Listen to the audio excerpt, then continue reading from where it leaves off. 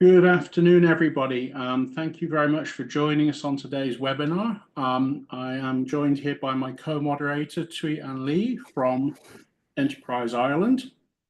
We have a very interesting day of presentations, introductions, thoughts and discussions around the Irish agri-food industry, its innovations, its climate change, and the opportunities to work together with ADB for development activities in our region. We have some very distinguished speakers today, and I would like to take this opportunity to introduce our first speaker, Executive Director Donald Bobiash, to open our event. Executive Director Bobiash grew up on a farm in Saskatchewan, and I think it's fair to say, despite his many achievements, including being an ambassador to Colombia and Indonesia, multiple board seats, medals and a doctorate. Once you're a farmer, you are always a farmer. So please, DG, can you open our event for us? Thank you much, James, for that kind and very agrarian introduction. You are indeed right. Once a farmer, always a farmer.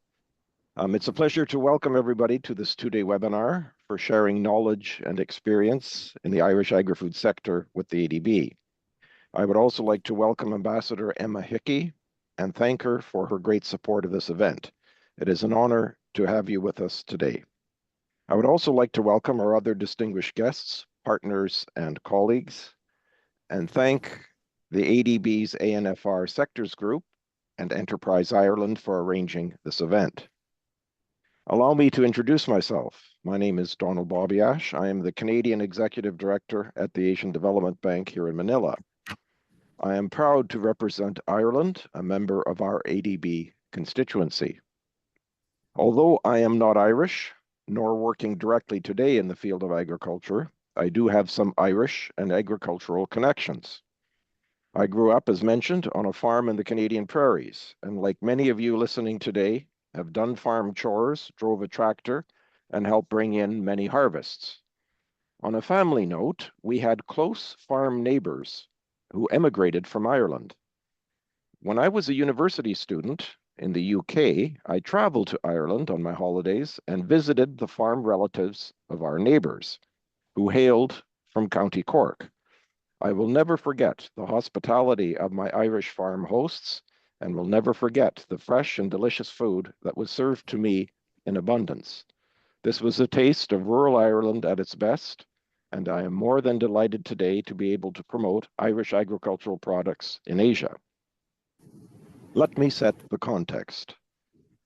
Asia is going through an economic boom. When I look out of my office window in Manila, I see not one, not two, not three, not four, but 5 new office and apartment buildings going up on a single city street. Asia has some of the fastest growing economies in the world. Having lifted hundreds of millions of people out of poverty, it has a rapidly expanding middle class, hungry for a better life and for better food. And this is where Ireland comes in.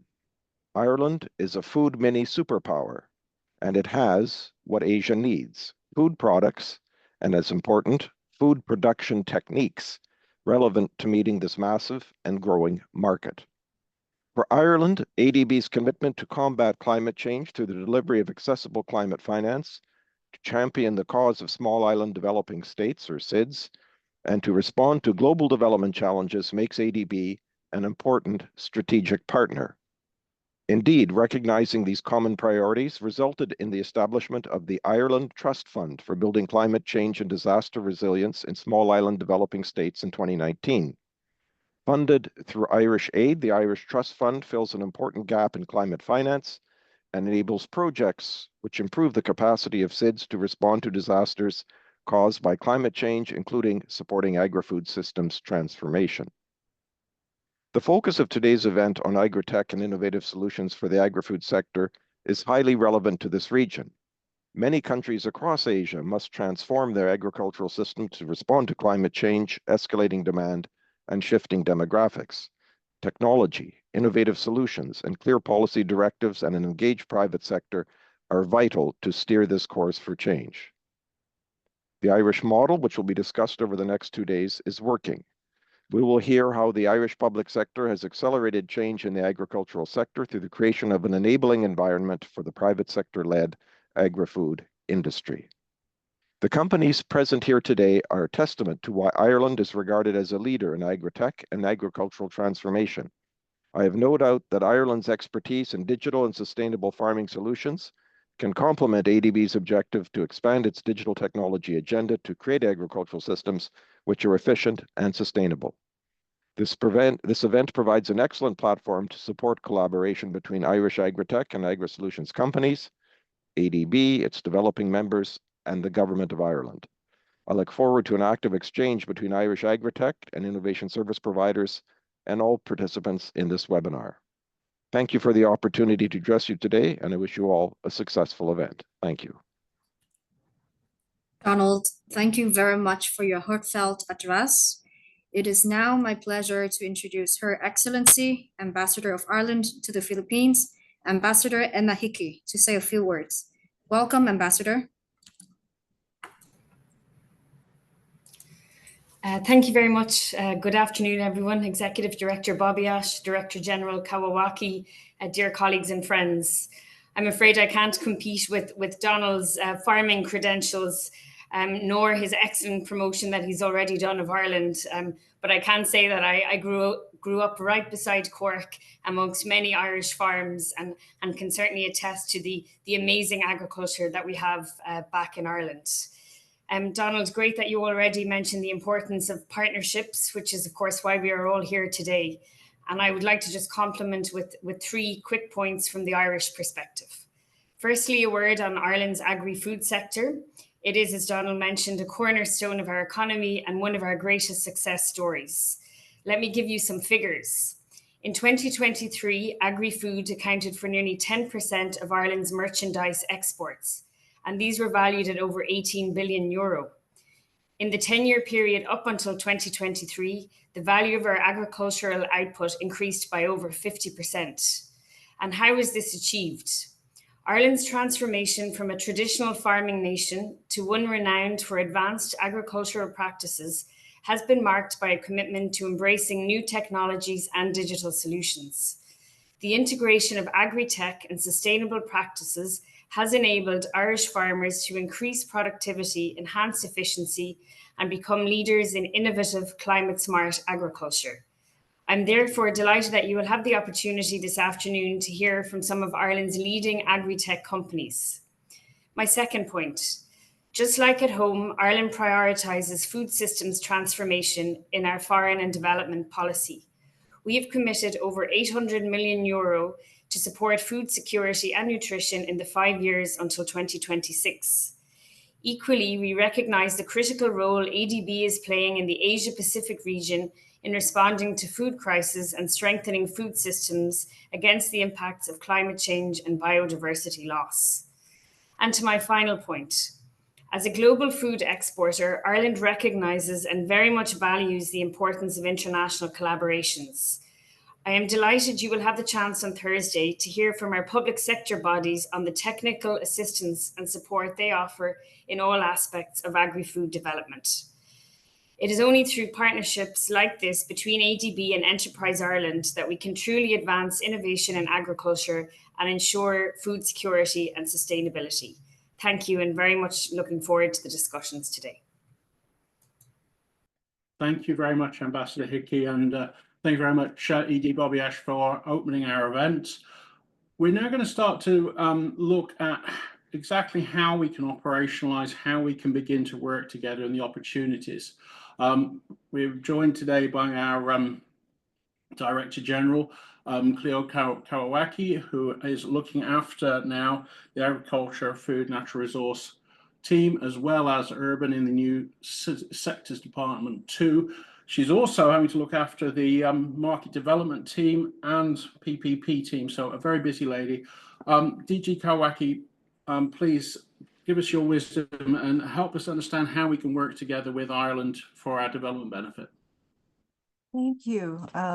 Distinguished guests, partners, colleagues, good afternoon. Welcome all of you to the Agriculture, Food, Nature and Rural Development Sector webinar. I'm Cleo Kawawaki, as introduced. I'm not trying to compete. Oops. Am I on? Oh, here I'm.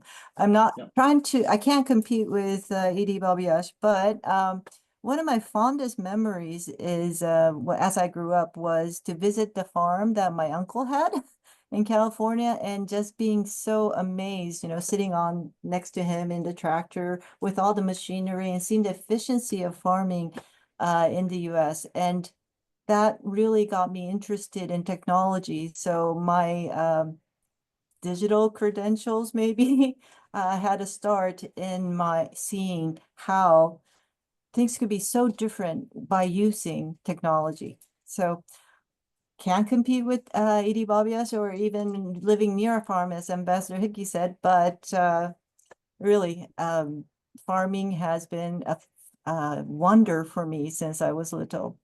I would like to thank Edie Babias and Ambassador Hickey for their inspiring words and introduction and echo their sentiment of the importance of sharing global best practices through practical and accessible channels to achieve food supply security and accelerate innovation in developing member countries.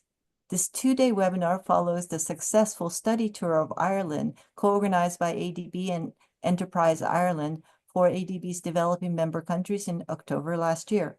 We are delighted to continue this important relationship with Enterprise Ireland and great appreciation for the leading agri-tech and innovation services providers who are presenting today. As the triple planetary crisis of climate change, biodiversity loss, and pollution negatively impact regional and global food security, ADB is committed to an expanding program to assist our DMCs in developing sustainable and climate resilient agri-foods. ADB's agriculture, food, nature, and rural development sector operations focuses on transforming agri-food systems by integrating digital technology to increase productivity, efficiency, and resilience, climate smart and regenerative farming technologies and practices to accelerate climate change adaptation through enhanced resilience and sustainability, public-private partnership to promote vibrant private sector-led agri-food value chains of production, processing, transport, and delivery. A key element of delivering ADB's commitments is the sharing of best practices, experiences, and technologies from around the world. And I strongly feel that Ireland's leadership in digital innovations in the agri-food sector genuinely represents a valuable learning opportunity. Ireland's expertise in agri-tech, digital solutions, and climate measures offer valuable lessons for our development member countries and the ADB team. This leadership and expertise is testament to both the innovation of Irish private sector and the support of Government of Ireland. ADB is committed to supporting our DMCs in building climate resilient and sustainable agri-food systems, and we look forward to continuing a strong partnership with the Government of Ireland in this effort and learning from the private sector, Irish private sector. Lastly, I wish everyone a successful event and look forward to learning from today's valuable presentations and fruitful discussions. Thank you. Thank you very much, Cleo, for your remarks. Next up now, I would like to bring your attention to our next speaker, Mr. Kevin Ryan, ASEAN Director at Enterprise Ireland. Kevin will walk you through Enterprise Ireland and what its role is in supporting Irish companies. Kevin, I'll hand the mic over to you now. Thank you, Twee. Distinguished guests and partners, good afternoon. My name is Kevin Ryan, Director for Enterprise Ireland, based in Singapore for the ASEAN region. I'm delighted to be here with you all today. I don't unfortunately have a farming background, but I do have many happy memories growing up on family farms around Ireland. I'd like to just start by thanking Her Excellency Ambassador of Ireland to Philippines, Emma Hickey, ADB Executive Director Donald Bobiash, and Director General Cleo Kawawaki for taking the time from your busy schedules to be with us today. I think it's a really important event we have, and I'm delighted we're here with the start of the first series of webinars. I'm going to take a few moments just to outline the remit of Enterprise Ireland and how we actually support the growth of Irish companies to scale into new markets. Next slide, please.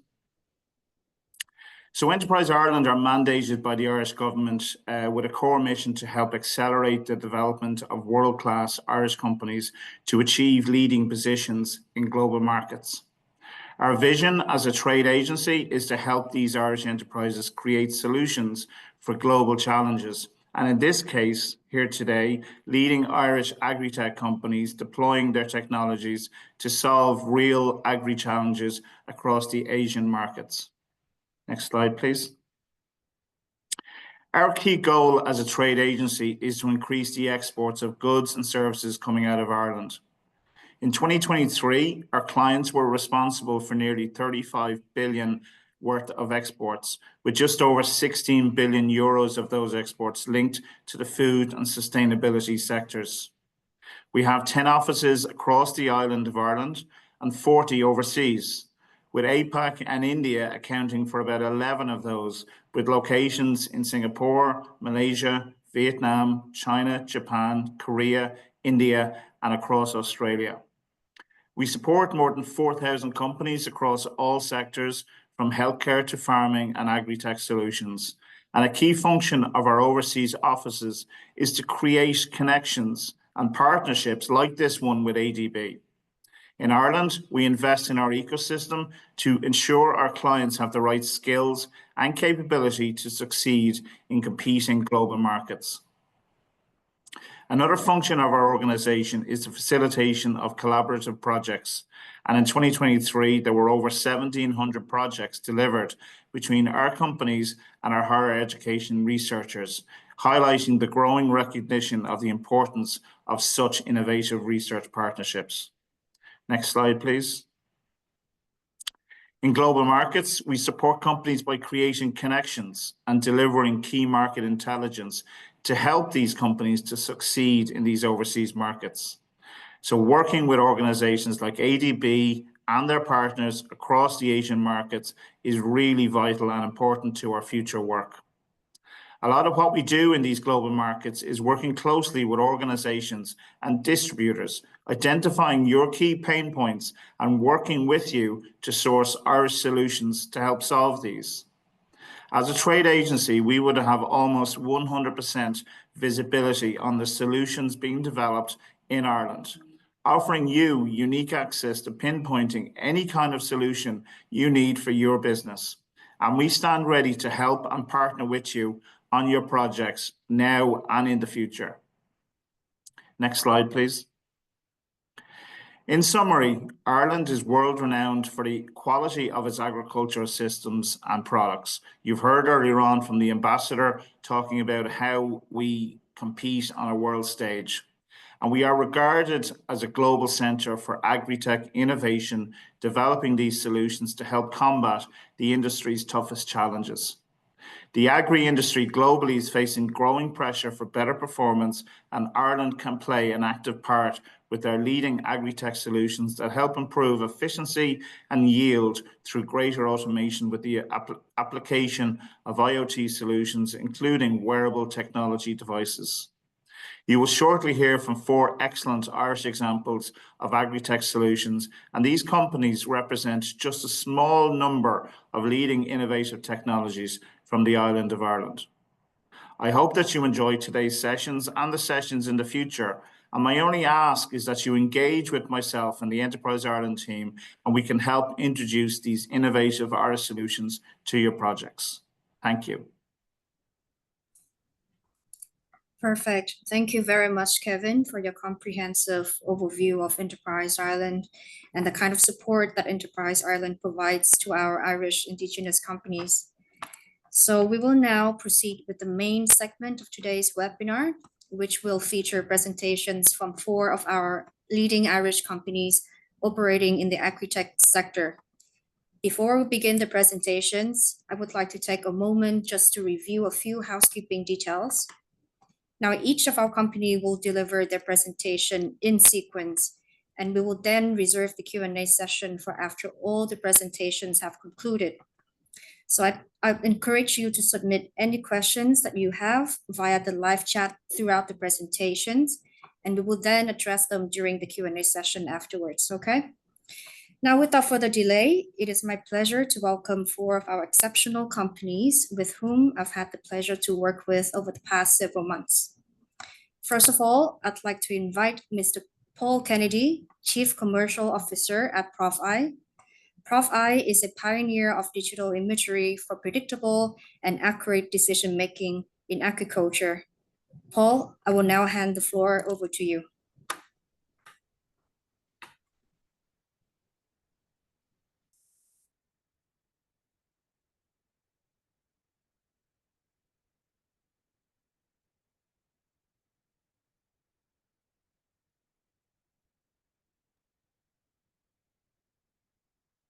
Good afternoon, everybody. My name is Paul Kennedy, and I'm from Profi. Thank you for joining and for giving us the opportunity to present today. We would like to talk with you today about digital transformation for the dairy and beef industry, and how using technology such as ours, which is remote sensing, we can increase productivity and profits for farmers, while making farming more sustainable and transparent.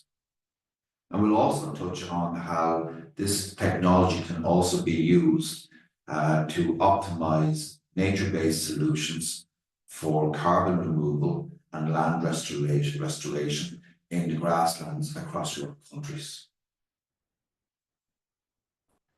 So again, we address the needs of 2 markets. We enable sustainable food production for grass-based dairy and beef, and we optimize nature-based solutions to carbon removal and land restoration. We do this through our innovative AI-driven remote sensing technology, where we measure and monitor independently at scale for both food production and nature-based solutions. But why might one ask grasslands? Well, we believe that grasslands hold massive potential for both food security and climate resilience. Grasslands cover over 40% of the Earth's terrestrial surface. Within that, 3% of which is wetlands. So they provide an unprecedented opportunity to create a sustainable balance for feeding the world while saving through regenerative farming and optimization practices. It also provides huge opportunities to address carbon removal and climate resilience, with the world's grasslands and wetlands combined estimated to hold 66% of the global terrestrial carbon stocks. And in particular, it brings great permanence. So although forestation is really, really important, and regenerative farming through arable crops, they still release carbon when harvested, or when there's a fire or trees knocked down, whereas grasslands have the potential to recover very quickly and continue to sequester carbon. So within our solution that's designed for grass optimization and in turn the profitability of the dairy and beef industry, while also providing the traceability and sustainable performance, we actively manage and monitor the grass performance of farms. We measure the dry mass per tonne per hectare, and we predict that going forward independently, remotely, without the need for the farmer to make any inputs. At the heart of sustainable food production is data. And success for dairy and beef industry depends on making data work to drive better decisions. Improving productivity depends on timely precision insights to inform better decisions. And to achieve traceability and sustainability, it depends on independent and verifiable compliance. The dairy and beef industry across all countries faces multiple challenges, but at a very high level. government and industry, performance. How can we increase the size of our milk and beef supply while using fewer resources? How can we do this more sustainably? How can we measurably prove that our milk and beef is sustainably produced?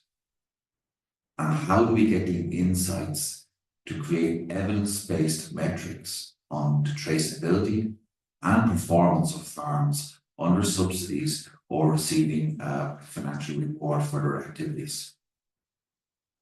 From a farmer's perspective, how can they produce more milk or beef with fewer resources and also reduce their costs? And how can they measure and monitor sustainability to meet the domestic and international market demands for sustainable dairy and beef?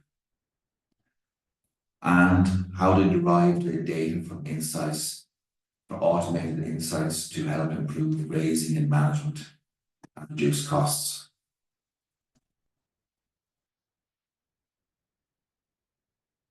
Digital transformation can enable the addressing of those challenges. And if those challenges can be addressed, then the scale of opportunity is huge.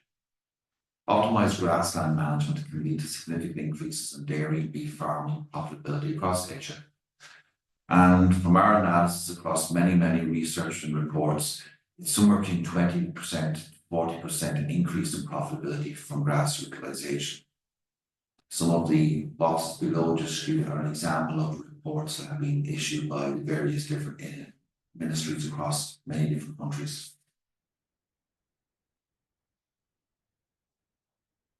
So, by our technology, we can provide digital transformation and continuous data insights and digital decision support tools to address 5 key issues: climate and environment, reducing the cost of production and improving profitability, increasing market share through increased productivity and sustainable product, helping more efficiently at government level, manage subsidization and rewarding farmers for best practice.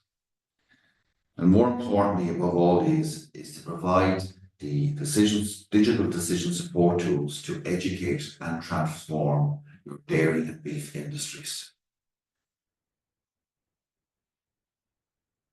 At a macro level, we can provide a single view from 1 to tens of thousands of farms across your entire milk or beef supply base. For both government and industry, this allows the exploitation of big data, regardless of size or location of a single digital platform, create immutable data for trusted traceability.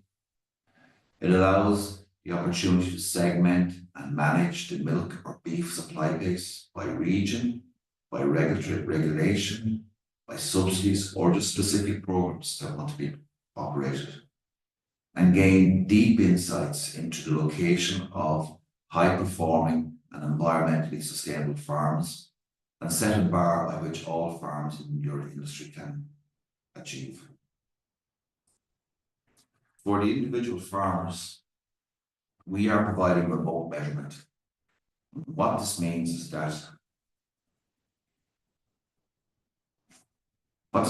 that we can provide independent, remote data on predictive grass yield across the entire field or farm,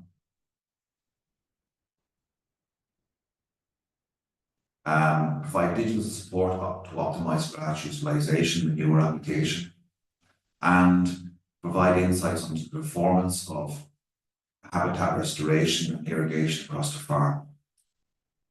And we can bring this level of detail right down to field level to understand how the farm is performing, individual fields are performing, how many grazing days are available, what the composition of the grass sward is, soil moisture, and bare soil optimization for irrigation. For trusted measurement of nature-based solutions, the need we address here is to optimize these nature-based solutions for carbon removal and land restoration, which has the benefit beyond all of this to provide high value carbon and biodiversity credits to the marketplace to fund the regeneration of ecosystem services. However, the significant problem with nature-based solutions is measurement, monitoring, and verification at scale. How can this be done at tens or thousands or hundreds of thousands of hectares? Trust and confidence. If the data can't be gathered at scale and independently verified, then there's a lack of trust and confidence within the investment community. And being able to mitigate risk through underperformance or failures requires frequent insights to identify, report, and enable early corrective action and avoid failure. So what we can provide for both government, project creators, and investors is a continuous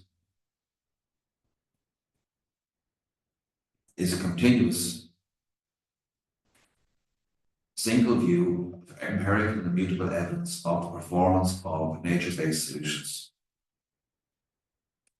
At a project level view, where we're measuring carbon and biodiversities, we're providing empirical evidence, independent and immutable data, and at a regional level, detailed insights into how an individual unit or area is performing.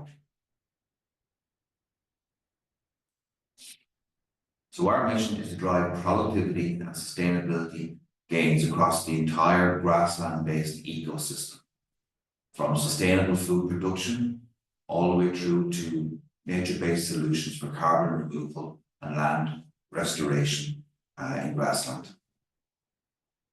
Thank you very much for listening to me. We look forward to receiving some questions either now or during the breakout sessions. Thank you. Thank you, Paul, for a very insightful presentation, and we'll reserve all the questions for the Q&A session afterwards, okay? Now next, it is my pleasure to introduce Mr. James Greavy, Director of Product at HerdWatch. HerdWatch is a leading livestock management platform globally, offering digital solutions that empower farmers, vets, and the wider supply chain. Their platform eliminates paperwork, automates operations, and drives sustainable growth through data integration and AI-driven insights.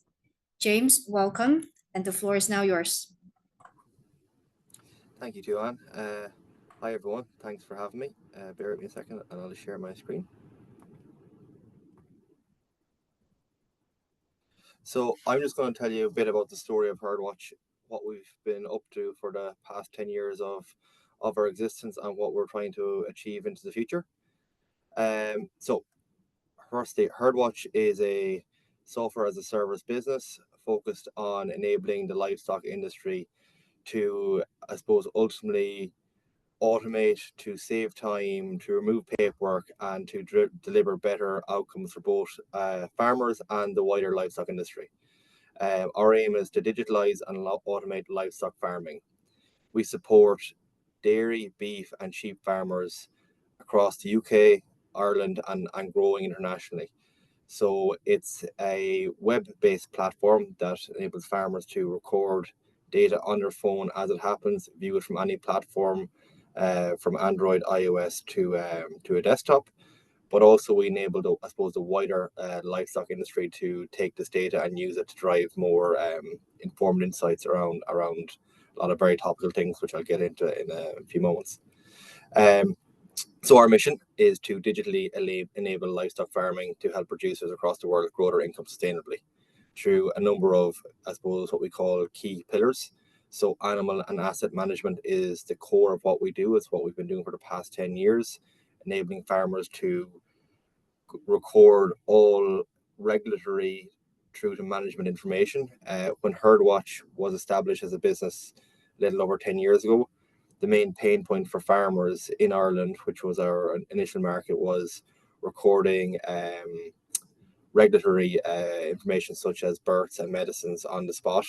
because farmers were inspecting this on an annual basis. So we, I suppose, enabled them to record that instantly and remove that pain point. And over the past 10 years, the platform has grown and evolved to the point where we have a pasture, soil, and environmental management module, which helps farmers have a granular level of recording for their fields, for how they do grazing management, for how they stock their farms, to basically enable them to manage and comply with all local legislation. Farm finance and trading management is a growing pillar. So in order for farmers to be more sustainable, they need to first and foremost be more financially sustainable. So what we do is we give them visibility on how they're performing at a financial level. So what are my most productive cows? If I'm a beef finisher, where am I getting the best performance, or where am I getting the worst performance, and how do I use that information to make better trading decisions? IoT enablement and integration is a growing pillar. So we want HerdWatch to be that central hub. We're currently connecting with a number of devices and both hardware and software that I'll talk you through again in a few moments, and then supporting the wider industry upstream and downstream of that farm. So whether it's a beef supply chain to a dairy supply chain to feed merchants to I suppose the wider government, getting visibility on what's happening from a antimicrobial resistance point of view to scope 3 and scope 1 emissions.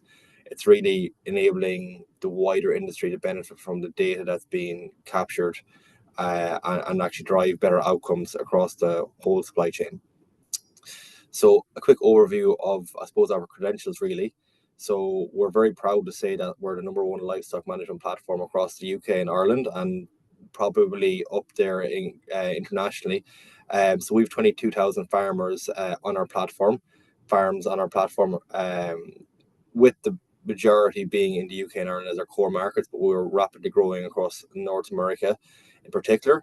We've over 4 million animals on our platform. We've 2.5 million animals managed live today. And we have a growing number of integrated supply chains. It's a very rapidly growing part of our business. Our team is also growing. So we have over 90 members in the HerdWatch team today, with half of them focused on software and R&D. We're big believers in growing by innovation. We're trying to stay ahead of the curve in terms of where both livestock producers and the industry are facing challenges and trying to deliver innovative solutions for them. I suppose our product offerings, we have 3 core product offerings. We have our farm management platform, which is what we're best known for, which is a livestock management platform which enables livestock producers to record everything from births, medicines, weight recording, milk recording, fertilizer, soil use, basically anything that happens on a farm, livestock farm, you can record it through our mobile or web-based application. We have a growing enterprise arm, which enables the wider supply chain, both upstream and downstream of the farm, to get insights on things such as antimicrobial resistance. We capture a lot of antibiotic data, and through partnerships, permission partnerships, we provide insights into the antimicrobial usage, in particular at a PCU level, and enable them to record and report upwards to the bodies that need to be done. We also have a growing sustainability arm. So I suppose a key aspect of sustainability, as we all know, within the livestock industry, is how productive and how efficient my animals are, as methane is one of the biggest drivers. So we're growing in that space in terms of providing insight there at a genetic level as well. So providing insight on what actually genetics performs best within a supply chain. By isolating, I suppose, the best performers and removing the worst performers from a herd, particularly over a couple of million animals, you can have a transformative effect on the overall greenhouse gas impact of carrying animals. And we also have a growing veterinary software business. So we have over 90% of the vets in Ireland on our platform, and quite a significant chunk of the UK vets on our platform, and that's an area that we're investing in heavily, because we believe there's a massive opportunity to integrate vets more closely into farms and enable them to grow out of the model that currently is based around, I suppose, what we call break fix and selling medicines. So we're selling insights and actually enabling them to use their deep knowledge of farmings of animals to produce better outcomes for the farms, and have them become a farming partner as opposed to someone you just call when you're in trouble. So I suppose, as I mentioned, we're quite proud of where we've got to today. How we got here is by focusing on our core customer, which is the farmer. Ultimately, as a subscription business, if we are not doing a good job for our core customers, if we're not providing value to them, then they won't continue to stay with us. And our retention rates are in the high 90s, so we're doing okay there. But it's really about providing simple, innovative solutions that any farmer can pick up and use. We help farmers record everything from animal to herd pasture insights, and particularly, I suppose, a growing interest is within grazing management and how rotational and regenerative agriculture can help sequester carbon, as the previous speaker mentioned. Again, spoken to this, but helping dairy, beef, and sheep farmers record everything. And I suppose the result is that we've grown into, I suppose, the #1 livestock management platform across the UK and Ireland, and we're growing very rapidly internationally. So I suppose from a farm core product, we have our mobile applications. This is a quick view of what they look like. This is the mobile app. You'll notice it's quite a simple interface, big buttons, easy for any farmer to use, because the average age of a farmer is the same internationally. It's heading for 60. So we have our beef and dairy solution, we have our pasture management and grazing inventory management solution, we have our sheep solution, and we have our web interface. Across the farm product, I suppose the core is livestock management, so enabling real-time data collection across animal health, breeding cycles, integrating with weighing systems, and in particular, that's a growing area for us. We want, I suppose, one of the reasons we've been so successful over the past 10 years is our user interface is quite simple, it's easy to use, and that's got us this far. We believe the next stage of our growth comes from automating data entry. So anywhere that we can collect data on behalf of the farmer and stop them having to type things in will save them time and just help them get insights. Pasture management is a huge focus for us, helping farmers better manage their pastures, getting more out of them, using them more efficiently, to ultimately use less fertilizers and get better outcomes from their production systems, while also sequestering carbon. There's a lot kind of to be done there, and we feel we can have a big influence in that. Inventory management is a huge part of it, so enabling farmers to know what feed, medicine, or things they have in stock, and enable them to record and to order more. Compliance is the core of what we do. So a lot of farmers, particularly within the EU, join HerdWatch, our platform, to simplify compliance with local and EU regulatory requirements, and then it sort of evolves from there. And then obviously financial management is where it goes into, and that's where we can have a huge impact on the actual financial outcome of the farm. So as I mentioned, integrations is a huge focus for us. So we want to integrate with anywhere that animal or farm data is being collected, so the farmer has a one-stop shop to visualize what's happening, how my animals are performing, and then we have an ability then to use that information upstream and downstream to drive better outcomes.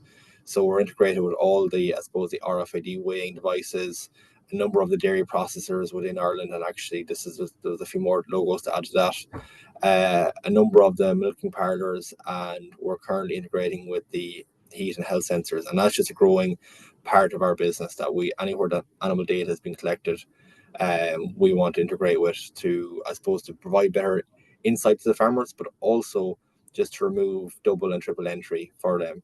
And our core belief is anywhere that we can simplify life from a livestock producer's point of view it has compounding effects upstream and downstream of that livestock producer. So our enterprise solution, I suppose, is quite young, but it's growing. Where we are, I suppose, performing in the market today is in our inventory and performance management solution. So particularly within the UK, we have a number of fully integrated livestock supply chains where there is visibility on animal from birth to finish over a number of different holdings. We provide insight on that to those supply chains and help them, I suppose, help them have better financial outcomes from both their farmers and their actual business. So giving insights on where animals are, particularly in a lot of these supply chains that farmers will rear animals on behalf of a business. So knowing where they are, having visibility on it, their growth weights, performance, and also knowing that their stock are where they're supposed to be. It's very important. Market intelligence is a growing area for us, as well as providing insight on when animals will be due to be processed, and a number of other different things within it. Sustainability is a big focus for us because we're integrated with so many we're integrated with all the, I suppose, the livestock and livestock markets and abattoirs across the UK and Ireland. We have very granular data on how animals are performing across holdings, and have that combined with the genetic and, I suppose, environmental factors of how they're managed gives us a very strong ability to influence those outcomes. And then financial services is a growing area for us as well, and providing real-time visibility into herd data, particularly where animals are financed by an institution to in kind of short-term lending. There's a real lack of transparency and visibility around that. So we're providing insight there so they can, I suppose, provide better risk assessment and all in terms of where those animals are those farms doing what they're supposed to be doing? Are they achieving the numbers they're supposed to be achieving, and where are they going? And then also we're growing into the area of ESG compliance and green financing, and that's quite an interesting space, but we're very, very early on in that. So as I mentioned, we are on the enterprise side of things, that the inventory management is where we're operating today. We're rolling out a full enterprise suite from Q2 of this year, and I'd love to talk to you guys about everything that we're doing with HerdWatch and how potentially we could help digitalize the livestock industry across the Asian Development Bank network. Thank you for your time, and I look forward to your questions later. Thank you, James, for the presentation. Now, I'd like to invite Mr. Kieran Supple. Kieran Supple is the founder and CEO of Reap Interactive, an innovative agri-tech company specializing in precision livestock management solutions. With a robust background in computer science and business management, Kieran combines his experience in agriculture with technology to revolutionize farm operations. Kieran. Thank you very much. And I just share a screen here.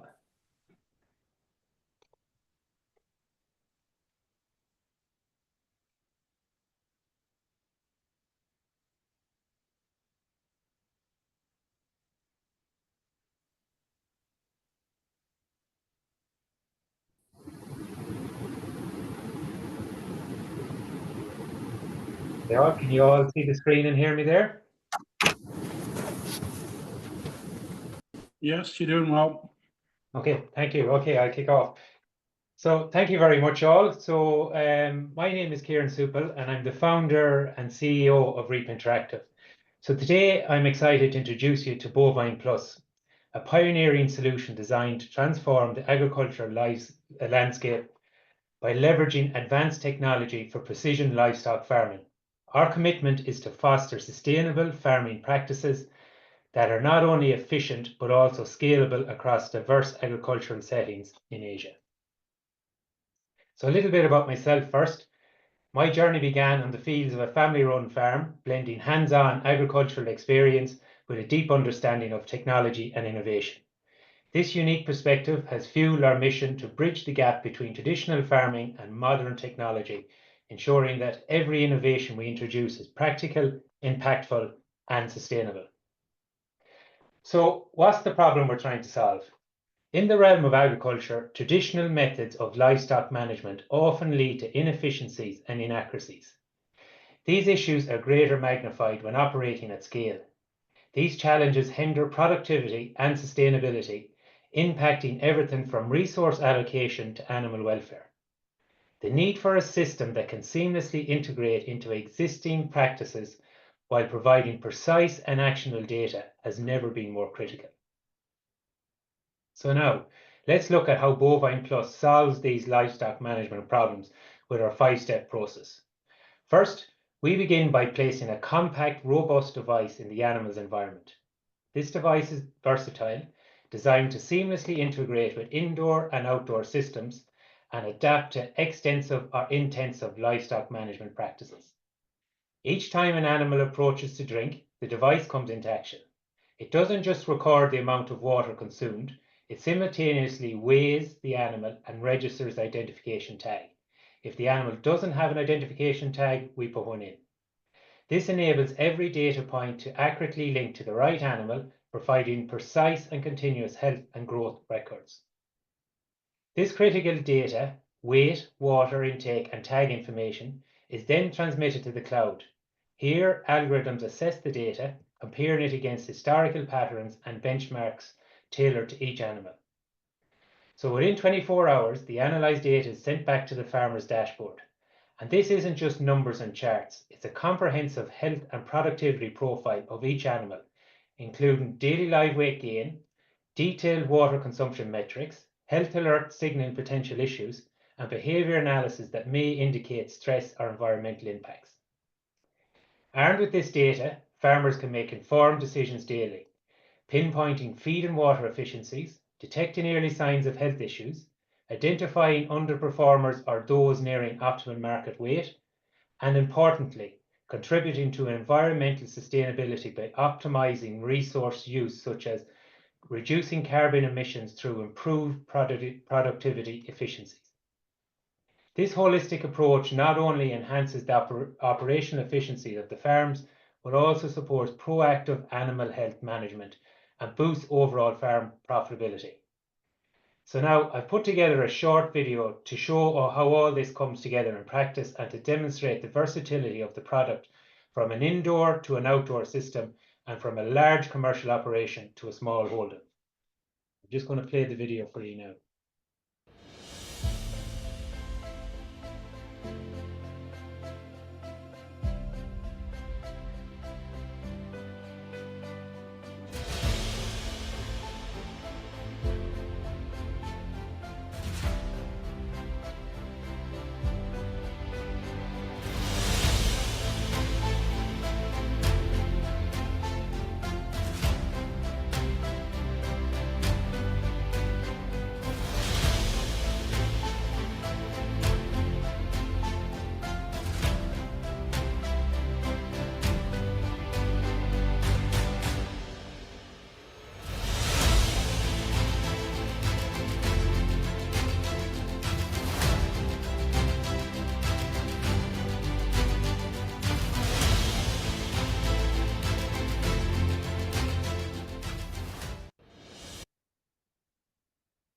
Okay, so just to recap, the solution doesn't just monitor, it transforms data into strategic insights that empowers the farmer to make informed decisions. Whether optimizing feed rations or scheduling health check, Bovine Plus ensures each action and is data-driven, enhancing both productivity and sustainability across the farming operation. So at Reap Interactive, innovation is at the core of what we do. Bovine Plus is built with scalability and adaptability in mind, allowing it to support a wide range of livestock environments. Our use of machine learning not only improves over time, but also adapts to the unique conditions and challenges of each farm that it serves. The implementation of Bovine Plus has shown remarkable results. A 25% increase in operational efficiency, a 15% reduction in resource waste, and significantly improved animal health metrics. These aren't just numbers, they represent transformative shifts towards more sustainable and profitable farming practices. In addition to the direct benefits our technology delivers in terms of efficiency and animal welfare, our innovation hasn't gone unnoticed on the global stage. We're proud to have been recognised as the Innovator of the Year by Enterprise Ireland at the National Ploughing Championships, a testament to our commitment and to transforming the agricultural landscape through technology. This award highlights the effectiveness and potential of Bovine Plus to make a significant difference in the agricultural sector. So when it comes to scalability and implementation, our vision extends beyond individual farmers. Bovine Plus is designed for scalable, capable of being implemented across various regions and farm scale without losing its effectiveness. With easy integration and minimal disruption, it sets the stage for a new standard in livestock management worldwide. We're eager to collaborate with shareholders like the Asian Development Bank to bring this technology to new markets. Partnerships will be critical as we navigate local regulation, adapt to technology to meet regional needs, and ensure that we can deliver value not just to large-scale agribusinesses, but also to smallholders across Asia. So in conclusion and to wrap up, we at Reap Interactive, we haven't just developed a technology, we're cultivating partnerships and fostering innovation that have the power to revolutionize agriculture. We invite you to join us on this journey to invest in a sustainable agricultural future that benefits us all. So thanks very much for considering Bovine Plus as more than just a product, but a pivotal part of the agricultural investment strategy. Thank you, and I look forward to any questions you might have either now or in the breakout rooms. Thank you very much. Thank you very much, Kieran, for a very thorough presentation. And now on to our last presentation, but of course not the least. I would like to introduce you to Mr. Fergus O'Meara, International Business Development Manager at Dairy Master. Fergus has worked in the dairy industry for over 30 years, and at Dairy Master, he has established international business in more than 40 countries worldwide, including Germany, New Zealand, Japan, China, the USA, just to name a few. Fergus, please go ahead. Thank you, too. First of all, I'd like to thank ADB Bank and Enterprise Ireland for giving me the opportunity to speak to you this morning. I'd like to welcome distinguished guests and Your Excellency, Emma Hickey. What I'm going to do is going to speak to you just about who we are, what we do, and how our products contribute to making farming, dairy farming sustainable, enjoyable, and profitable. We're a family-based company in the southwest of Ireland. We were established in 1968, and we specialise in manufacturing of equipment for dairy farms, covering milking, feeding, manure, and animal health. Next slide, Selena. So our vision is to be the world's most focused, dynamic and innovative and customer-focused dairy technology company. And by working together with our customers and our employees and research institutes, we're going to build a better future for all of us. Our next slide there, please. So our footprint across the globe is we have customers in 45 different countries, and we have 5 entities based in North America and Europe. We support our products through our dealer network globally through these countries. The next slide, please. Our manufacturing headquarters is in Ireland, and here we use a science and engineering approach to develop the products. And over 90% of these products are produced in-house, which leads to building better products. I'm going to show you a short video clip that kind of demonstrates these products and the users.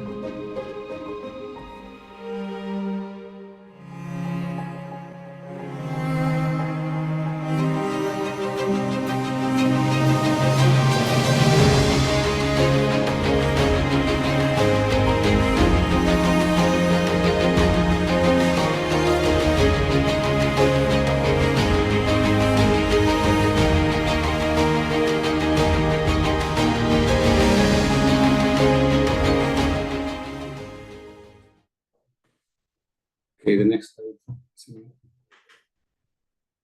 So our product groups make up of 5 different areas. There's milking equipment, which the smallest one would be in a zoo for milking 1 cow, and the largest one would be producing 150 tonnes of milk per day.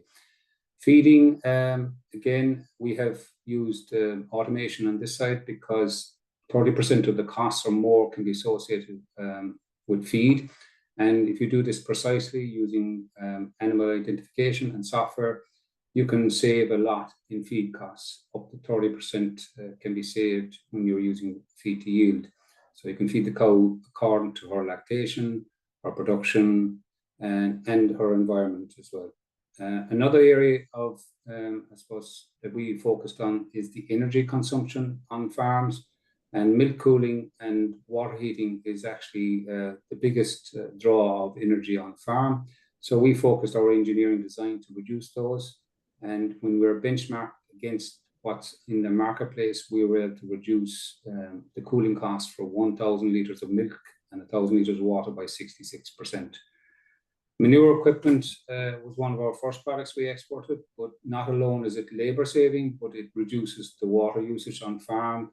It also keeps the environment for the cows cleaner, which leads to less pathogens and microbial challenges to the cows, less diseases. Health and fertility, wearable technology, I'll focus a little bit more on that later on a few slides. Can I have the next slide, please? So milking parlours, as farms, no 2 farms are the same. There's a wide range of different options here. As I said to you, in different markets, you have different sizes, herd sizes, but Dairy Master can design, manufacture, install, maintain, and even manage those farms in certain circumstances as a turnkey project where it's required to meet the goals or the targets that's been set out by the investor to produce quality milk sustainably. And the next slide, please. So at the background of our product, though, is our core, is our milking principles. And using a science approach here, we can show that we can milk cows quicker in a more natural way, but also producing more milk, but while looking after the cow's other health. The next slide will just show that, Selena. So this is all proven scientifically, and this is what has, I suppose, is the main reason why Dairy Master has expanded into 45 different countries, is how we milk the cow in close to nature. There's a whole presentation on that. I know I don't have the time to go through it here, but this has been proven, I suppose, by science in different trials and research across the world, and many testimonials on our YouTube videos. You'll hear the customers saying the things that we're stating here. The next slide is just to show you the research documents. There's over 20 published papers to back up our claims. And even we're doing continuous research with Irish Enterprise Chagas Moore Park on milking side, because we are now able to capture more data. And there's some, there was 3 new publications last year on this. Can I have the next slide, please? So we've won many awards for our products, and this is just showing our team effort. I'd say we've many people involved in the products, but we have achieved a lot of success internationally for the innovation of our products, and that farmers are the testimony to that as well.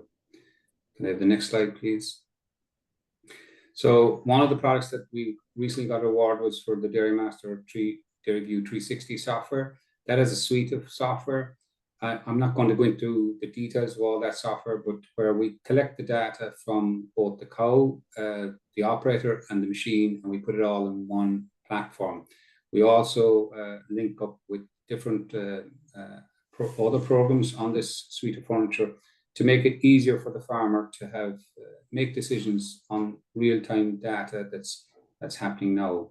The next slide, please. And one of the products that I'm going to maybe talk a little bit more about is the Moo Monitor.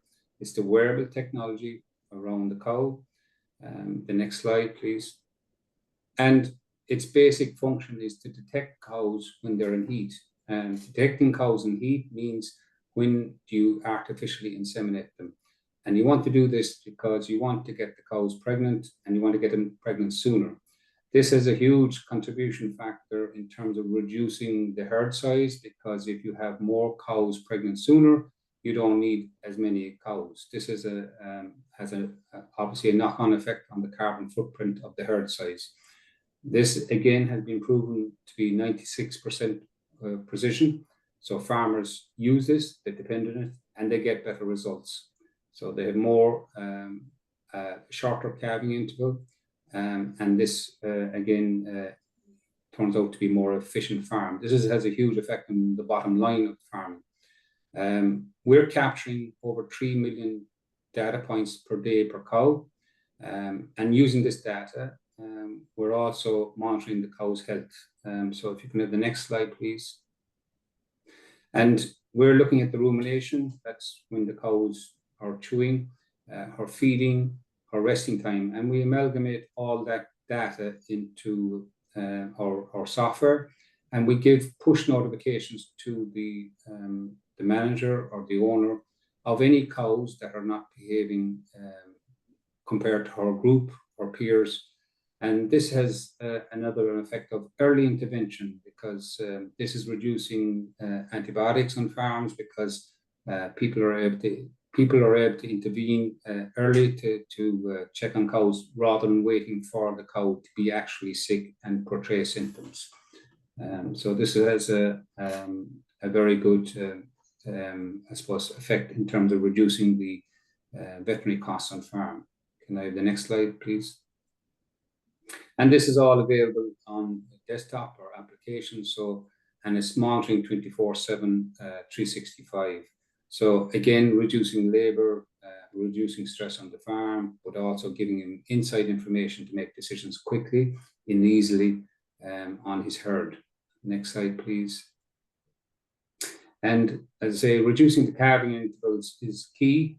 That's the primary focus. In Ireland, we have seasonal, so it's very important to calve the cows around a certain period of time so that they can produce milk from the available feed source, grass, at the most efficient time. So this is why then the whole device can be used for compact calving, or reducing the calving intervals.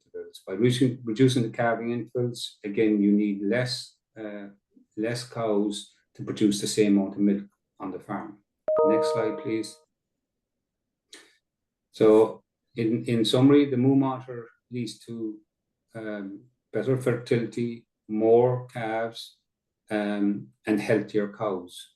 And this has, I suppose, this wearable technology, I suppose, is easy to use and can be installed on any farm as a standalone product. Next slide, please. So this is why this product has a huge impact on in the environment, reducing the herd size by yet producing the same amount of milk. The next slide, please. There's other products that contribute to reducing the carbon and the environment impact of producing milk. Let's say manure scrapers reduce the amount of water, keep it cleaner, reducing the challenges to the cows. In the milk tank, reducing the energy and traceability of the food. Our robotic teat sprayer, again, being precise and accurate, reducing the amount of chemical usage. And then we have just another product like Cluster Cleanse, again, has been proven to reduce the spread of mastitis during the milking process. These are just some of the products that I quickly outlaid that contribute to sustainable farming. The next slide, please. And the customers endorse this around the world from us. At the end of the day, this is the most important person in our business, is the customer. And by listening to them and listening to the market, we're continuing to develop our products to suit dairy farming to make it sustainable. Can I have the next slide, please? And this is the last slide. As I say, this is a very good, if you've got time to look at this video, this is the Bailey's farm in Ireland. If you've ever heard of Bailey's liqueur, there's a very good farm video on this, is why we farm, and he endorses sustainability. And thank you for your time. I think I kept in time, Tui. Yes. Yeah, you've done a fantastic job, Fergus. Thank you very much. Okay, I welcome any questions afterwards, and thank you again for the opportunity. So thank you everybody for those fantastic presentations. I'd like to remind everybody that you can engage directly with our presenters immediately after this session. There are breakout rooms that you can choose, so you can have one-on-one discussions or group discussions and explore further opportunities. We've had a range of questions in the chat, which is fantastic. Thank you very much. Some of my colleagues from ADB have been answering those, and there are some some company-specific questions. But I'd like to get us started and perhaps go to Kieran first with this, but it's a question to all four of you. Obviously, coming from Ireland, a lot of this is built around cattle, around dairy. What are the opportunities for using your technologies, using your software packages on other dairy herds, on other meat herds? You know, obviously some are very specific to milk cows, but are there others that are transferable to goats, other meat animals? Just your thoughts. I know it's a bit of a strange question to get you started, but I think this transferability is a key thing that we'll look at. Yeah, so for Bovine Plus, we're predominantly focused on the bovine sector. We have in our pipeline where a model where it'll be adaptable for equine and ovine, but they're not on the market at this point in time. So, but they will be in the future. But yeah, it will be a transfer for us. It'll be a transferable technology in the future into the other regions, but for the time being, predominantly focused on the bovine sector. Excellent, excellent. I mean, and you know, James, Paul. I mean, Fergus. Obviously, I think you're with the milk. It's you know, very specialist. But perhaps Paul or James.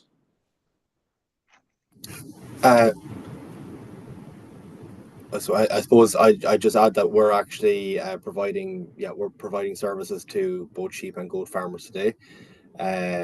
Particularly actually in North America, with quite a strong sheep and goat presence in Canada in particular. It's part livestock is sort of, we have it under the umbrella of dairy, beef, sheep, and probably to a lesser extent goats, but they're very much part of the solution are there too.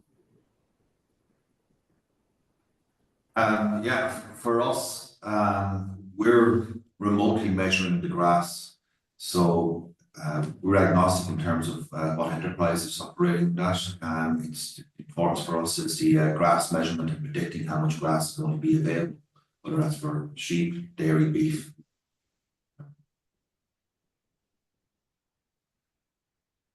So this is Paul frozen anyway. So yeah, so excellent. Thank you very much. I know that was a bit of an off-the-cuff question, but I think as we go through this, it's important to understand that these technologies, and one of the wonders of digital technology is that it is transferable. We can start looking at it for using your proprietary knowledge, using your systems for other applications, and it is fantastic that you're already looking in that direction. So Tweed, perhaps I can hand over to you to do some of the company-specific discussions. Absolutely. Thanks, James, for that. Paul, I might go to you first of all. There's a question for Profi in the chat there. I'll read it out here. Who is providing your remote data and how are you ground truthing it? Hi, everybody. This is Jerome O'Connell. I'm the CEO. So in terms of the data providers, we use satellite data from a range of different providers, the European Space Agency, NASA, and also some private satellite providers like Planet Labs. We collect weather data throughout the world as well. In terms of how we validate it, so we've done a fairly extensive campaign in the UK and Ireland collecting grass measurement data across a range of different farms. But in other countries, typically what we do is we partner with organizations that might have some grass measurement data collected on the ground. So typically, to validate our products on the ground, we would look for data that is a physical collection of grass. So cutting the grass, measuring and weighing the grass allows us to validate our models. So we're working with organizations in New Zealand, in Canada, in the US, and also in parts of Africa to validate the models to make sure that they can measure the grass as accurately as possible in these countries and these regions.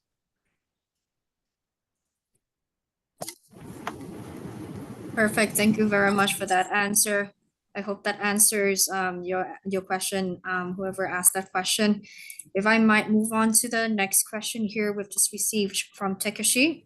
I'll read it out. Your business involves heavy equipment, and this is addressed to you, Fergus. But not only IT, such as milking machines, it can be quite costly to test and improve quality of such heavy equipment. It must quite costly to do R&D as well. Do you have experience transferring your equipment to other countries? Any other country in Asia in particular? I know that you have a few. In terms of client base here. manufacturing too, is it? Yeah. Yeah, we Yep. have a manufacturing license that are there if we have the right partner in different markets. We have done that before, especially for the I suppose the bulky items, but the technology is quite small, like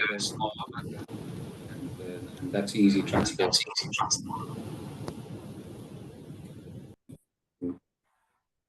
I'm getting an echo there too. You're good to go now. Fergus, continue, please. Yeah.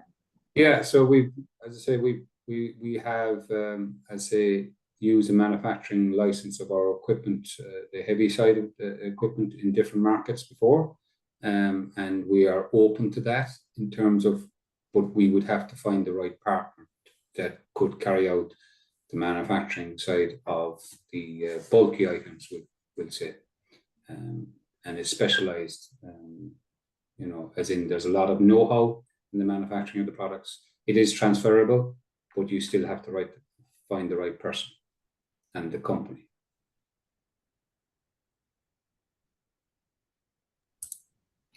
Fergus, you might, if you might be able to speak to us about a few projects that you've done in this part of the world, particularly in Southeast Asia.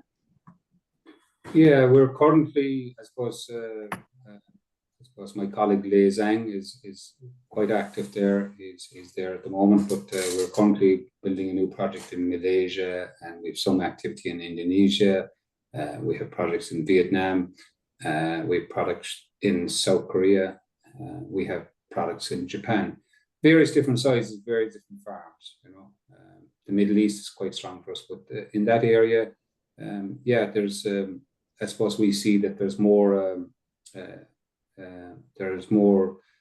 investment going on into be self-sufficient in terms of producing dairy products and locally rather than transporting it. So. I think that's very interesting. You're already in Malaysia and Indonesia. The other companies operating in the region or projects in the region already? Not yet. Yeah, maybe Fergus, do you want me to answer that question here? Yeah, Lei is here, so he can actually. Yeah, I'm actually currently I'm in a meeting there that started. I'm actually currently in Ho Chi Minh at the moment. Okay. I only the last night, yeah, and yeah, we have one of the biggest project going on at the moment in Malaysia, down the south of Malaysia, close border with Singapore. It's a government-funded project. Potentially going to milk over 1,000 cows. So that's the first phase of a project. Now, as Southeast Asia, a very hot country, so dairy farming up and down for decades. So there's good days and bad days. So with the support from government and currently Indonesia and a few countries are very supportive. So they want to have a food sustainability. They're pushing quite hard. So at the moment, we are working quite closely with either both private and government projects. So hopefully, we'll be able to do more, produce more, and support more. Yeah. Fabulous. Perhaps changing tack slightly, and again, a question to all of you is, obviously these are digital systems, which means to a certain extent you have a database that you've learned already, but they also have to learn the herd that they're looking after. They have to learn the environment they're working in. So as you transfer to new countries, as you transfer to new situations, particularly that are sort of so different from Ireland, how long does it take for the system to begin to optimize, to begin to learn how to achieve its best output? Perhaps James, you can start us off. Yeah, I suppose it's something that we've been doing. Our internationalization process, we'll call it, started about 24 months ago, where we went from very, very localized solutions in the UK and Ireland to, I suppose, and going on that internationalization journey. And there's quite a number of steps on it. So we're quite a long way on it in that we're now available in multiple languages, with the ability to add more quickly. What I would say is probably we'd call it the operational element of it. So how the animal identification, the breeding systems, all that side is the easy bit. It's actually the user-facing element and how the end user interacts with it, and getting that localization and that specific language nuances of language down to make sure that the solution is easy to use and work. Because I suppose the beauty about cows and sheep is it doesn't really matter what part of the world they exist in, they operate the same way. It's just the people that interact with them are vary somewhat. But it's a process, and depends on how deep into a local region you want and decide to go. And we have, I suppose, various examples of that where we're going pretty deep within certain markets, and other ones we're keeping it at a more surface level until we figure out where the opportunity is. Excellent. Perhaps Kieran as well, because again, it's interfacing with local diseases. Cows are cows, but perhaps the diseases, perhaps the challenges are slightly different. That learning period, that uptake period. Yeah, so what we've noticed in Ireland and Europe is we've about a 4-day learning period when it comes to actually learning about the animal from scratch. But that would be in the environments that, I suppose, within the norms within those regions. So once you step outside that, there would be an extended learning period, probably especially for the first number of devices that will go in. So I would estimate probably about maybe 3 to 4 weeks. Once you start picking up, then they start building relatively quickly. Then after that, all the norms start building relatively quickly because the environments start becoming familiar to our algorithms. The temperatures, the animals, all that starts getting built into our algorithms automatically, and then it basically self-teaches, self-learns itself after that. So probably I would imagine about 3 to 4 weeks for our first number of systems wants to go in. And after that, then the time period starts reducing because we have data on the ground then after that. So you start bringing it back then closer to the European norms after the device learns about itself. Well, so it's quite quick then. I mean, I sort of 6 months, 8 months, perhaps unnecessarily pessimistic. No, absolutely no need for those long, because regardless of where an animal is an animal and they have their behaviors, so the main thing we have to learn about is the environment that they're operating in and what their behavior is in that environment. And that's what adds that extended period of time when you move into new environments. But it's not overall, it's not a long time. Excellent. Paul, what do you think about that learning time? It's not a competition. I'm just trying to get a feel for sort of from the time we start working to how long we're seeing benefits. So for us, we can digitize hundreds of thousands of hectares in a day or two, so we can onboard a large number of farms quite quickly. That's a semi-automated process. And then once the farms are digitized on our platform, we can look back over a 10-year period and see how that farm performs in terms of grass growth and how they utilize grass. And the models then self-learn based on this historical evidence. We've got a very large archive of satellite data that we can mine down through. Once the models can see the pattern in different countries and different regions, how grass growth varies across the year, then the models are updated, and it's a fully automated system then going forward. I suppose just to touch on what James just said there as well, our user interface is highly adaptable, and in different countries, the way we deploy and measure the information varies in different countries, and how farmers utilize that information to be able to help them to optimize grass and grassland management. We can change quite readily. Some of the companies and organizations we work with, it's actually an API feed from us into their platform, so they already have an existing dashboard. They have that interaction with farmers on the ground, and then our information, our data is fed in through their system so that the farmer is already familiar with that user interface going forward. Excellent, excellent. And perhaps the same question to you, Fergus. Alex was talking about, South Malaysia, the challenges of the heat. How's the system adapt? How quickly is that going to learn the new environment? Yeah, look, as I say, we've the products in also very hot environments like from Australia to Central America. I suppose the system learns or is gathering data at the moment. It's on the cow, but after about 7 days, it's looking for its baseline itself, what it kind of knows what the cows are doing. We have the capability of actually adjusting per farm level. So it doesn't, even though it's cloud-based, we can actually adjust per farm level because it just depends on the environment they're living in, the movements, what they're doing. So the system learns what's normal and then what's abnormal. About 7 days is what we take. So, the fabulous aspect of digital technology. I'm probably old enough to have grown up without it, but you don't realize just how capable it can be. So fantastically transferable, very quickly learns everything, or can very quickly adapt to those new environments. So fabulous. Thank you very much. We've come to the end of this sort of brief discussion period, but again, I'd like to remind everybody that you can engage with our speakers in the breakout rooms immediately after this session. So at this point, I'd like to thank all of our presenters, thank all of our distinguished speakers who introduced and opened our event. And I would like to introduce Qingfeng Zhang, who is our Senior Sector Director. And also my first boss when I joined ADB, by the way, so I'm going to be on best behavior.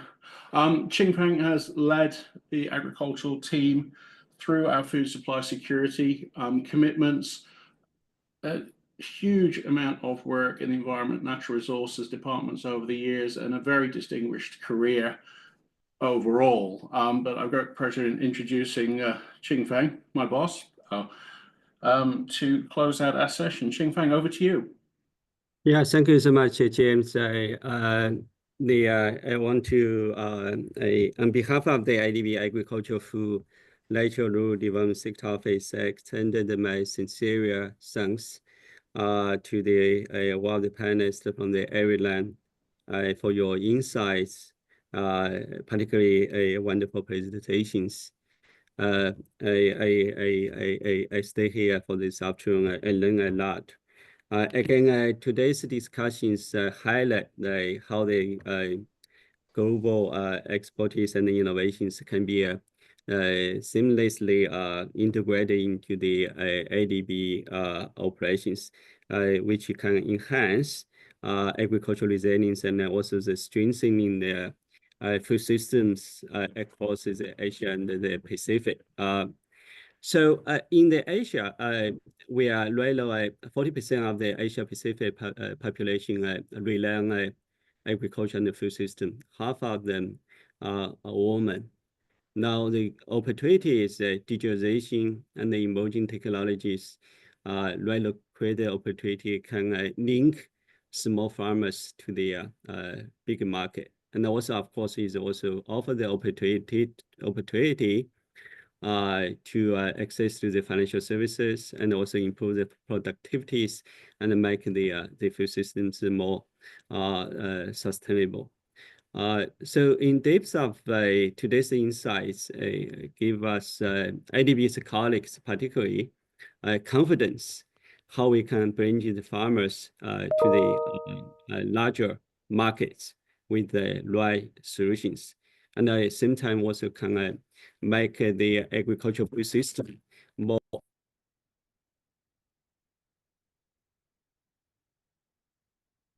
Ben, you're on mute.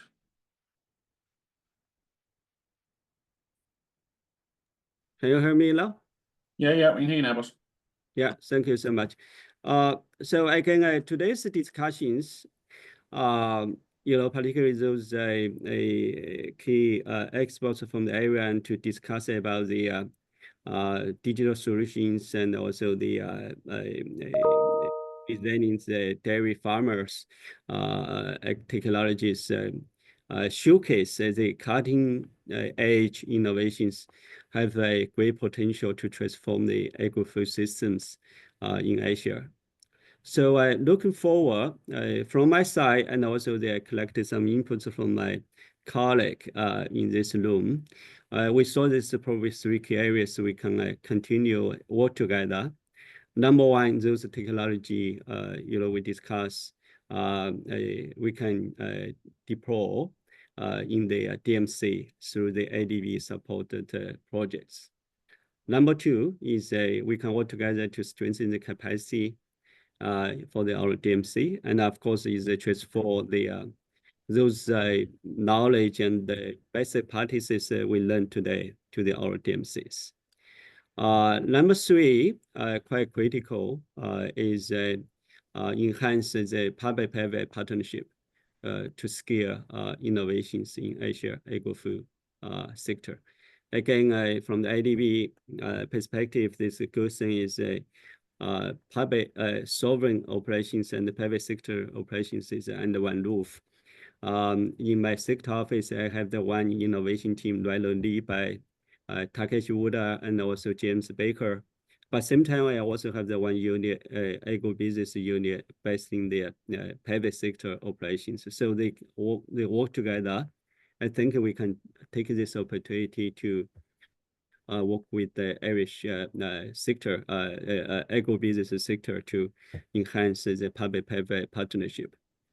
As a DG Kinnear discussed in the opening remarks, IDB is committed to strengthen the agri-food system transformation, and also we have the new digital office, particularly rather integrated with the agricultural food, natural rural development sector office, and also with water operation as well. So this offer the opportunity for us to champion technology-driven solutions for the sustainable food system transformation. Again, to our wider audiences, I appreciate your quite strong passion. Stay with us for this afternoon. I would encourage one of the audiences to also join our webinar, which is going to take a second phase of this webinar taking place in the Thursday, 27th. And I hope to see one of our audiences with the same passion and also energy we witnessed today. I also hope one of the participants can also attend the upcoming business engagement session. This is going to be an excellent opportunity to explore the partnership and also the joint drive this meaningful operations. Lastly, I of course is also express my sincere thanks to the ED Babiash, Ambassador Heikki, and also DG Kinnear for their inspiring opening remarks.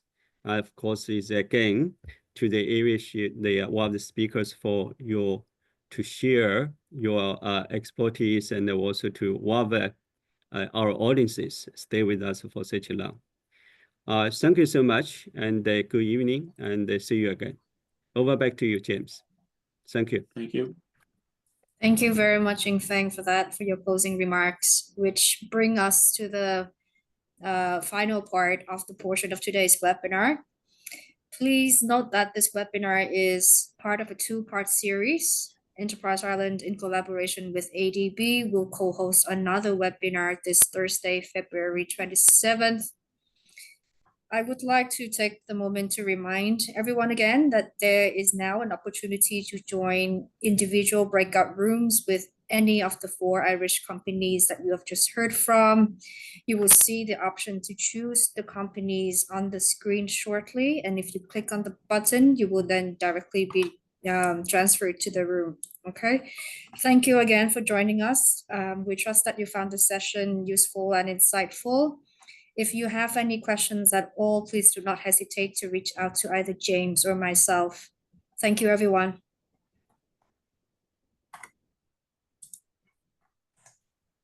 Thank you too. Thank you, Tui. Thank you, Kevin. Thank you, DB. Thank you. No, you're all very welcome. So let's see if we can work our breakout system. There we go. Yeah, I'm already starting to work out how to get there. Yeah, it's kicking on there.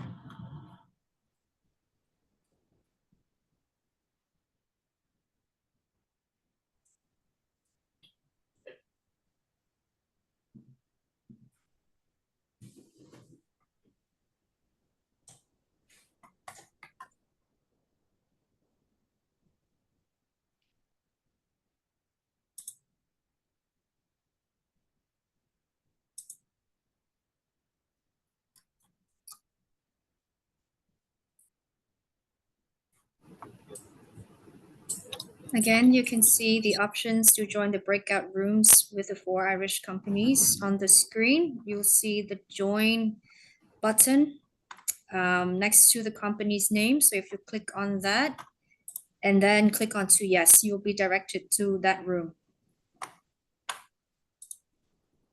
Tuan, I'm not seeing the option to join a You breakout scroll- room. You Scroll- see a scroll. pop-up screen there. If you scroll down, James, there'll be There a you room go. for her to watch. Yeah, now he's gone.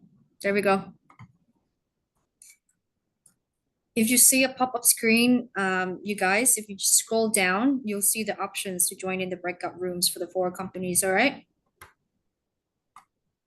I also cannot see it now. Can you? Yeah. Hi, Zhang nice to Um, see you again. Can If you you show scroll again? down, Tui, Sorry, I don't see it either. Takashi, do you see the breakout room kind of box on your screen there? You've got rooms at the top, rooms 4, and then scroll down to the bottom of that, and you will I see. also cannot scroll down. No?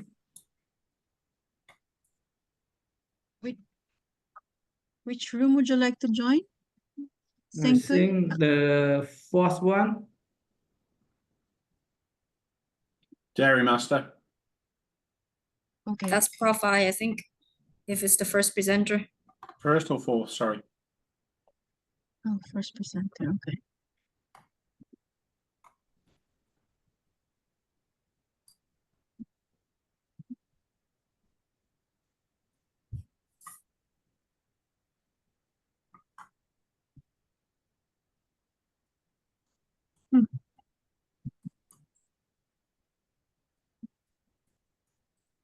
Anyone else experiencing the same issue?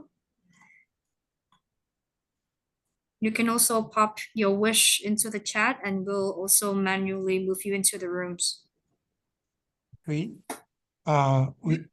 can go to more, the far right icon, it says. Then we can choose, breakout rooms. Then breakout room pops up. Then we can choose. That's how it works on my computer. Perfect. Yep.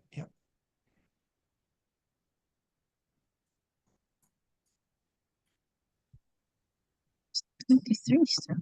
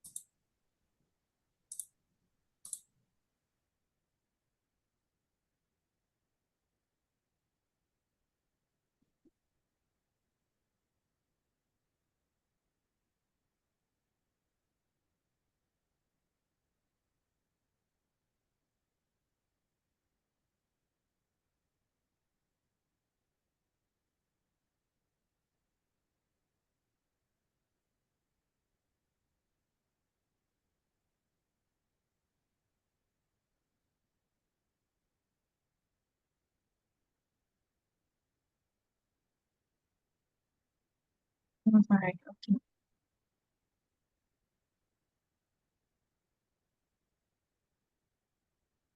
Yeah.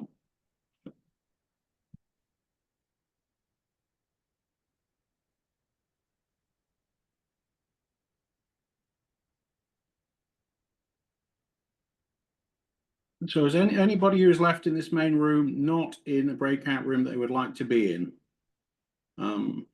ICE is helping everybody join. So if you are not in a room you'd like to be in, just let us know in the chat and we will happily get you in the right direction.